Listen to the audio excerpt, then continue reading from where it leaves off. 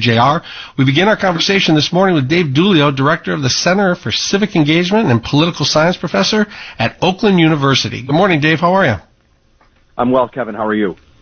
I'm doing well. Is this a victory lap for the president, or is he still trying to sell it? Well, I think it's probably both. I think the phrase victory lap is the exact same one that I came up with this morning. I think it's the president coming to try and tout many of the things that are in this bill that he just signed. But if he's still touting what's in the bill that is in the rearview mirror, he's still trying to convince people that it's a good thing. He's still trying to highlight some of these elements, and I think he's also looking toward maybe trying to build some momentum for the next piece of legislation that the Congress is going to take up, the Build Back Better bill that we've been talking about for seemingly months now. Would that be a mistake politically to get pushing Build Back Better instead of just taking the victory lap? Most Americans are in favor of the infrastructure bill that was passed. Why not just work on your approval ratings and take that win rather than muddy it up with something that people aren't quite as sure of? Well, it's interesting. The president's approval ratings have not taken a turn for the better in the last week or so since the infrastructure bill was finalized. So I wonder if the White House is not trying to take another path and see if they can't shake something loose in terms of turning around that approval rating. But I think that it could end up being a mistake because, you know, if we go back to Election Day from New Jersey and Virginia a couple weeks ago, you know, the big wins by Republicans, both in those governor's races in Virginia, coming close in New Jersey, but also some pickups in state legislative seats in those states. That doesn't translate to hey, Democrats on Capitol Hill, go further left in your legislative agenda. That would, to me, signal, hey, let's pull back a little bit here. Let's take another look at this and see if we are not going in the wrong direction with this. But it appears that they are doubling down, and that the House is going to take up Build Back Better with maybe even some new things in it or some undiscovered items in it later this week.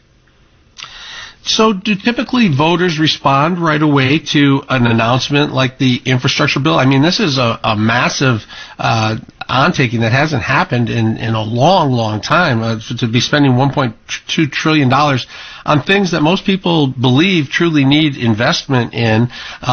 Would there typically be a jump? And if so, are people do they want to wait and see if there's any results with this? Because that could take a long, long time. Well, that's another component of this is why the president is trying to tout what's in this, is to try to keep some good feelings about this new law that is quite popular among the public. But the public's also pretty skeptical, and they want to see results. They want to see less talk and more action.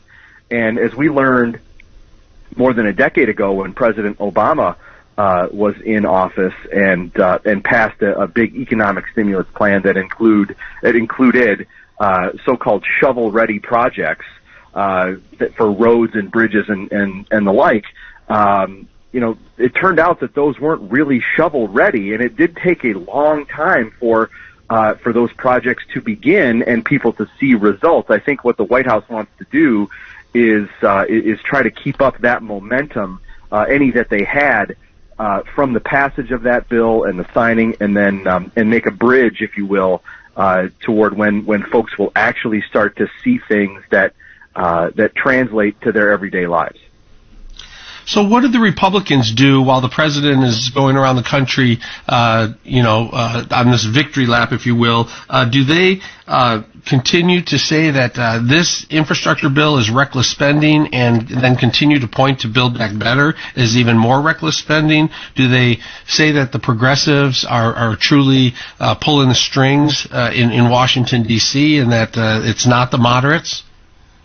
Well, I think they're going to probably be pretty silent on infrastructure. While not many of them voted for it, I do think that Republicans on Capitol Hill know that it's a pretty popular idea. Maybe not with everyone, of course, but with a solid majority of the public thinks that this bill is a good idea.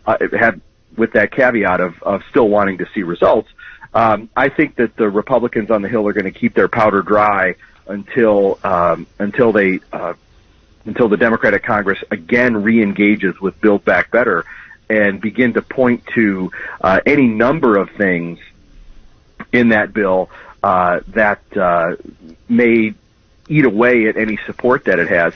I think Friday is an important day. It's when the Congressional Budget Office is going to release its cost estimates of that bill.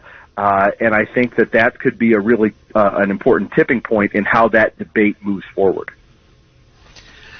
I think a lot of people like the idea of the investment, but right now with inflation being so high, they're just uncertain if we can afford the spending right now.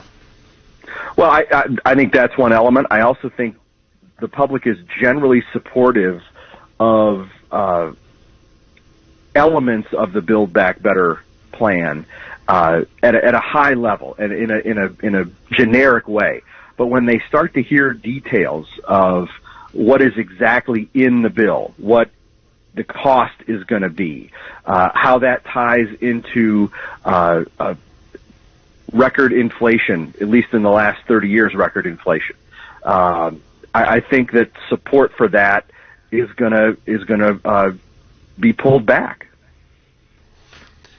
So what do you think the president says today when he gets here in Michigan and he's over at the electric vehicle plant? What is he going to try and leave Michigan voters with? I think he's going to try to convince folks in our state that the Congress did a really good job and that his administration is going to really implement this infrastructure bill in a way that's going to help everyday Americans and with some common sense solutions. He's going to tout the future about electric vehicles and charging stations, and I think he's going to try to convince folks that he's got a handle on the economy. That's really where his approval ratings are suffering the most, and Americans don't see the economy as in really great shape right now. They rate him poorly on handling the economy. So I think he's going to try to convince us that he's righted the ship or is about to right the ship and has got things under control. All right, we'll see what happens with the approval ratings. Dave Dooley, Oakland University, thank you for your time. It's my pleasure. Nice talking to you, Kevin. All right, we'll talk soon. Your calls after the break, 1-800-859-0957. What do you think? 1-800-859-0WJR. We'll be